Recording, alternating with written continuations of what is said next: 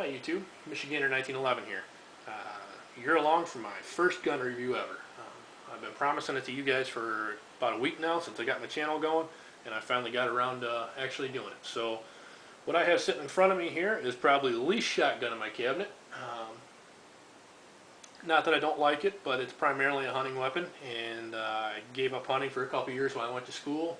I'm hoping to get back into it more this year, so you might see this gun again. I'm be doing some shooting soon, and also I got a couple of project ideas for it that I might share with you later too. First of all, it's a Thompson Center Thunderhawk 50 caliber muzzleloader. It's got a stainless barrel on it, plastic polymer black stock here. Thinking about changing all that, but that's in the future. Don't know if I'm going to yet or not.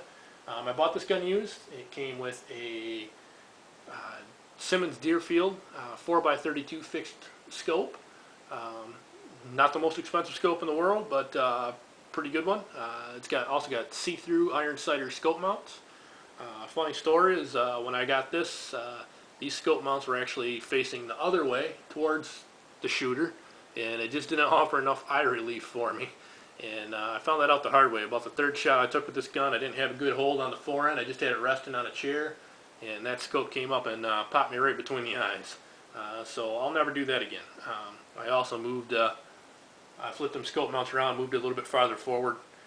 That helped out. I've never had a problem since.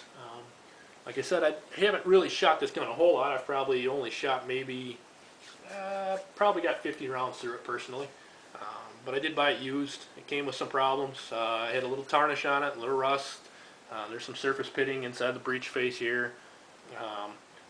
Actually underneath the stock here there's a little tiny bit of surface pitting, but nothing major. I've pretty much since cleaned that up and haven't had any problems since. I've had a little moisture issue, so I got to watch it.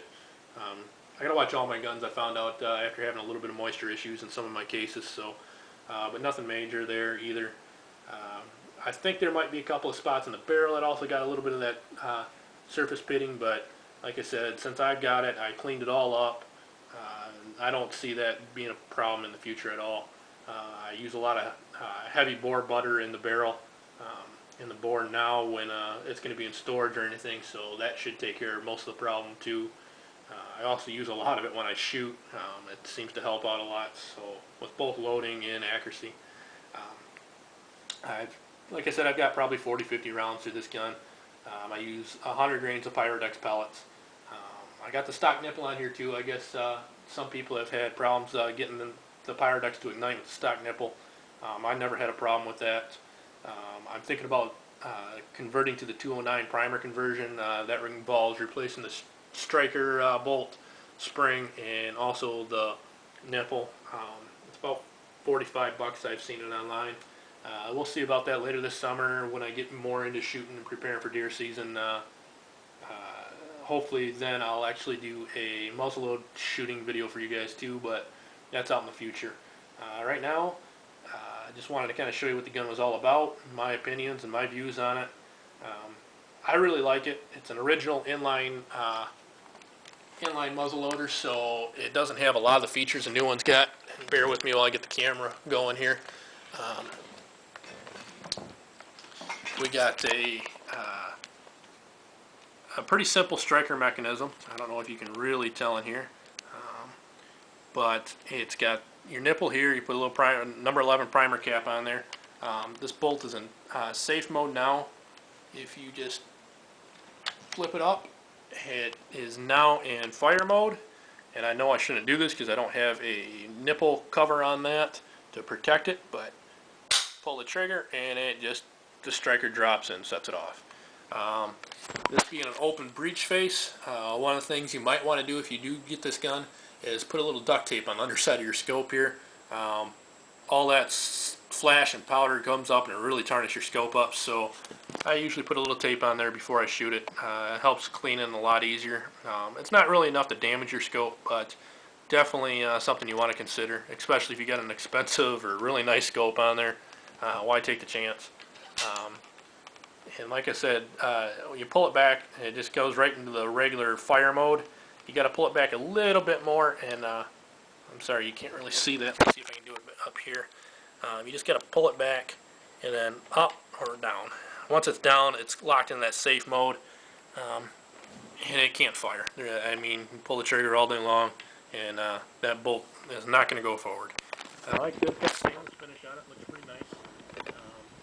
Thinking about changing that though. We'll see. Thinking about Duracoating it, but it's a lot of money that really I don't need to put into this gun. So we'll see where we go from there. The original sights on it are pretty quality sights here. I don't know what brand they are, but they might just be Thompson Center. But they got an adjustable for windage and elevation. So that's really nice. Like I said, I got the see-through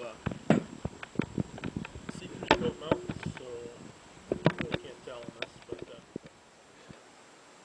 sorry about the little break there. Camera keeps popping out of the holder I have it in, so I can use my TV as a monitor. But I'm back, and we got this almost wrapped up here. Like I said, overall this has been a great gun. The only problem is it's pretty hard to clean. Other than that, it's been a great gun. Hopefully soon I can get out, show you guys me shooting this gun, show you what it can do. I also hope to afterwards show you a little bit on how to clean it.